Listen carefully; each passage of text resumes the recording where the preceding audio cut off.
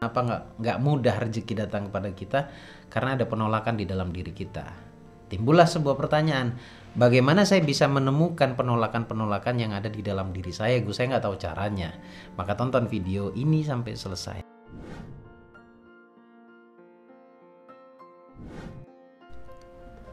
Bismillahirrahmanirrahim. Assalamualaikum warahmatullahi wabarakatuh. Alhamdulillahirrabbilalamin. Asyhadu an la ilaha illallah wa asyhadu anna Muhammad Rasulullah. Allahumma sholli ala sayyidina Muhammad wa ala ali sayyidina Muhammad. Selamat malam teman-teman, berjumpa lagi bersama saya di sini Bagus Baraja di channel Gus Baraja. Channel Gus Baraja upload 2 kali sehari ya. Pertama jam setengah 1 siang, paling lambat jam 1. Kemudian satunya jam 9 malam seperti layaknya video kali ini. Jangan lupa diklik dulu tombol subscribe-nya, kemudian diklik juga nih yang paling penting nih tombol notifikasinya atau tombol loncengnya, agar kamu terus dapat notifikasi ketika saya update video terbaru. Bantu channel ini terus berkembang dengan cara share ke seluruh kerabat kamu, saudara kamu, teman kamu, mana tahu ternyata mereka juga mendapatkan manfaatnya. Dan kamu juga mendapatkan nilai kebaikannya ya. Informasi dulu buat kamu yang ingin mengikuti seminar online yang saya adakan tanggal 9 September dengan tema terapi luka batin atau healing. Kita akan kupas semua permasalahan batin kita di sana dan pasti akan mendapatkan terapi langsung dari saya. Baik teman-teman, saya kan sudah janji nih mau temenin kamu semuanya selama 1 bulan melalui video di YouTube, memandu kalian menjadi pribadi yang berlimpah. Video ini akan saya buat urut agar kamu juga bisa praktek. Buat kamu yang belum memiliki biaya untuk mengikuti kelasnya, saya bantu, saya jelaskan secara urut, secara bertahap di channel YouTube. Oke, jadi pantengin terus channelnya, jangan sampai ketinggalan walaupun satu video nanti ngeblank, nanti bingung mau prakteknya di mana. Karena saya juga nggak akan jawab kalau masih bertanya gimana caranya dan lain-lain. Sementara saya sudah jawab semuanya di video yang saya upload. Jadi teman-teman ikuti dari awal sampai nanti 1 bulan. Saya mau bereksperimen buat kamu, setidaknya ya hidupnya makin bahagia, kemudian rezekinya dilancarkan. Walaupun kalau di channel YouTube saya buat target 100 juta pertama kita semuanya. Oke. Nah, lanjutan dari video sebelumnya. Kalau masih bingung tonton yang sebelumnya ya, biar nyambung untuk lanjutan nonton video yang sekarang ini. Jadi sekarang ini judulnya adalah program kaya, cara menemukan penolakan kaya dari dalam diri kita. Saya beberapa kali di video sebelumnya menyenggol atau mengatakan, memberikan clue ke Anda bahwa kita ini kenapa kok nggak berlimpah, kenapa nggak mudah rezeki datang kepada kita, karena ada penolakan di dalam diri kita. Timbullah sebuah pertanyaan, bagaimana saya bisa menemukan penolakan-penolakan yang ada di dalam diri saya? Saya nggak tahu caranya. Maka tonton video ini sampai selesai. Saya pandu Anda untuk merilis itu semuanya. Kalau sudah ditemukan, dirilis, kemudian dilepaskan. Ada 5 poin yang harus kamu terapkan. Minimal kamu pahami dulu sebelum kamu menerapkan. Jadi dasarnya adalah memahami ilmunya, baru mempraktekkan ilmunya. Jadi pahami dulu, jangan langsung praktek, tahu-tahu caranya nggak pas saat praktek. Jadi yang pertama adalah bersabar dalam prakteknya.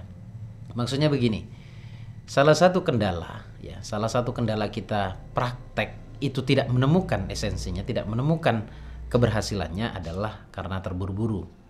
Jadi lawan kata dari terburu-buru adalah bersabar. Kalau mau praktek ilmunya, pastikan psikologisnya baik, tenang dulu. Jangan karena punya masalah jadi pengen buru-buru untuk memahami ilmunya. Biasanya malah nggak nyambung nanti, malah tidak menemukan maksud dari keilmuannya. Jadi tenangkan dulu dirimu, psikologisnya dibaikin ya. Kemudian walaupun punya masalah, boleh. Yang namanya orang hidup kan nggak mungkin tidak memiliki masalah, pasti punya masalah. Tetapi jangan tertekan oleh masalahnya. Ya, yang tadinya pinter jadi nggak pinter nih kalau pikirannya tertekan. Kalau psikologisnya sedang bermasalah. Tapi tadi saya katakan bahwa punya masalah nggak jadi masalah. Setidaknya harus bisa mengkondisikan dalam kondisi tenang. Poin yang kedua adalah dicek poin per poin di dalam diri. Saya mau bicara tentang mental block nih kali ini nih. Saya akan tes, nanti kamu akan tahu apa yang kamu rasakan di dalam dirimu. Sekarang tarik nafas dulu. Buang nafas. Bismillahirrahmanirrahim. Baik, saya ingin mengatakan satu hal ke kamu, apa yang kamu rasakan. Saya dengan mudah mendapatkan 100 juta dalam waktu 1 bulan. Kalau misalkan yang muncul di dalam dirimu adalah kayaknya nggak mungkin. Karena saya bukan berasal dari orang kaya. 100 juta itu angka yang besar sehingga sulit saya terima. Kalau itu ada di dalam dirimu, maka nanti di poin ketiga saya akan menjelaskan cara merilisnya, cara membuangnya atau cara melepaskannya. Yang jelas di situ ada di dalam dirimu. Artinya ketika kamu berdoa, ada sesuatu yang menghalangi untuk tercapainya doa atau terwujudnya sebuah keinginan. Itu salah satunya. Kemudian ada contoh berikutnya. Saya memilih hidup bahagia hari ini.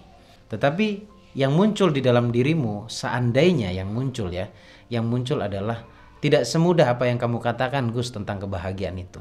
Itu namanya juga penolakan. Nah, hal-hal seperti itu yang harus benar-benar ditinggalkan atau dilepaskan dari dalam dirimu. Karena ini sangat-sangatlah fatal.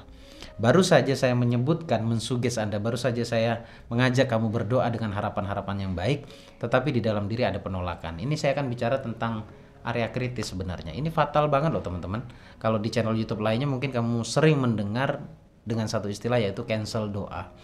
Itu sebenarnya kita sedang meng-cancel di sana. Kalau mau masuk lebih dalam lagi, saya sudah bahas juga di video sebelumnya bahwa itu bagian dari rasa was-was, dan was-was itu bisa bisikan dari manusia ataupun dari syaitan yang ada di dalam diri kita.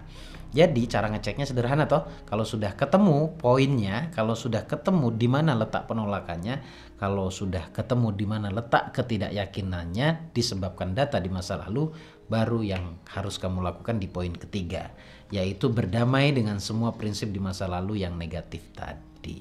Nah, pertanyaannya bagaimana caranya berdamai dengan prinsip-prinsip di masa lalu seperti yang kamu rasakan tadi.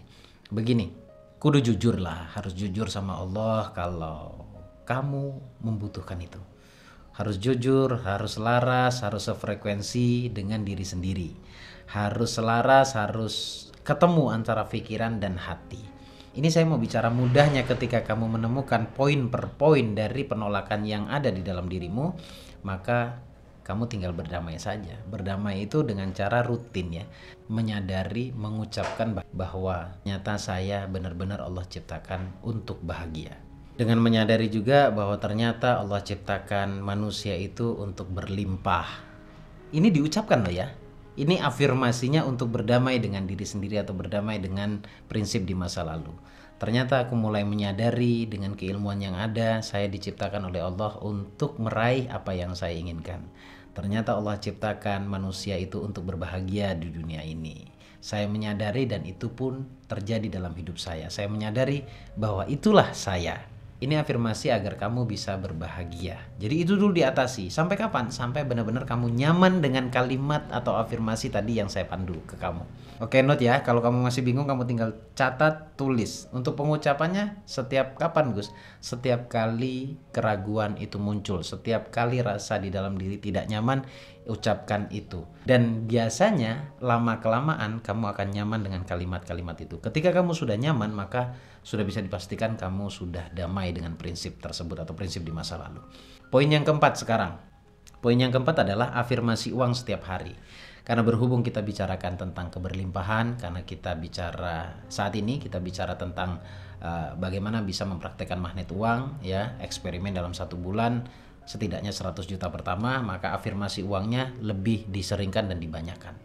Lebih sering maksud saya ya.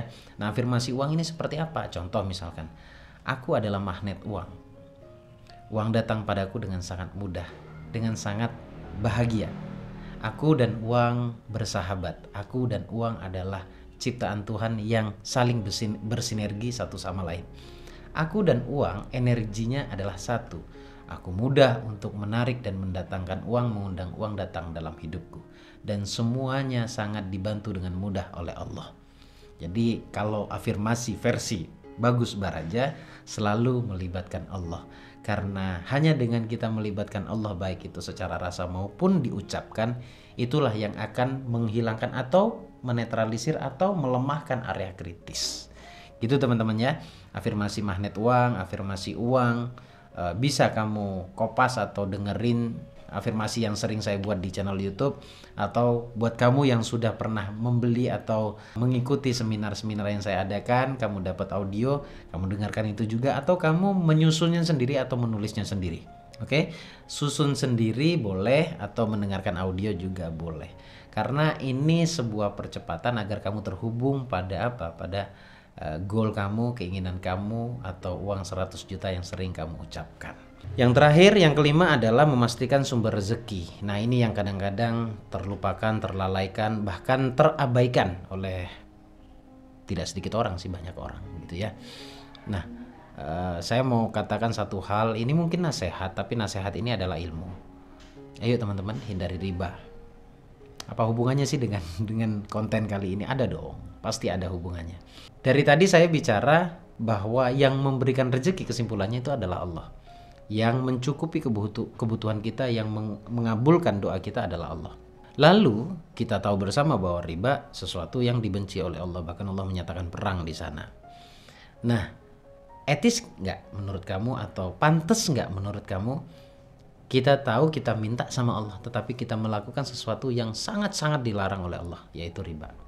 Nah, hubungannya dengan ini adalah, andai saja kamu hari ini masih bergelut di riba, masih mengkonsumsi yang sumbernya dari riba, katakanlah ada hasil dari uang riba, kamu buat bisnis, kemudian ada hasil di sana, setelah itu kamu belikan ya kebutuhan pokok, ya, kemudian dikonsumsi masuk ke dalam perut, menghasilkan sebuah energi. Kita habis makan pasti punya energi ya, tapi disitulah energi kita menjadi negatif, pikiran kita menjadi buntu, akhirnya punya banyak masalah, energinya kurang baik, akhirnya hidup kita menjadi banyak masalah, dan akhirnya secara psikologis tertekan karena banyaknya masalah. Jadi untuk menuju ketenangan, masuk lagi ke poin pertama tadi, yang poin 5 ini menjadi penting buat kamu. Ya teman-teman, kalau kamu sadar bahwa rezeki itu datangnya dari Allah, maka berpihaklah ke Allah dan minta tolong ke Allah. Hindari riba, karena riba itu sangat-sangat mencelakakan kita semuanya. Sangat-sangat mencelakakan kita semuanya. Sebagai closing dari saya untuk tema kali ini atau panduan di sekian kalinya video kali ini, saya sangat banyak menerima cerita. Ada yang dimulai dari kecil hingga uangnya miliaran habis. Kemudian saya juga belum pernah mendengarkan sebuah cerita hidup dalam riba, hidupnya bahagia. Nggak ada. Jadi sumber rezeki dari mana itu sangat menentukan baik atau buruknya kamu di masa yang akan datang, atau baik atau buruknya rezeki kamu di masa yang akan datang. Semua kembali kepada kamu teman-teman.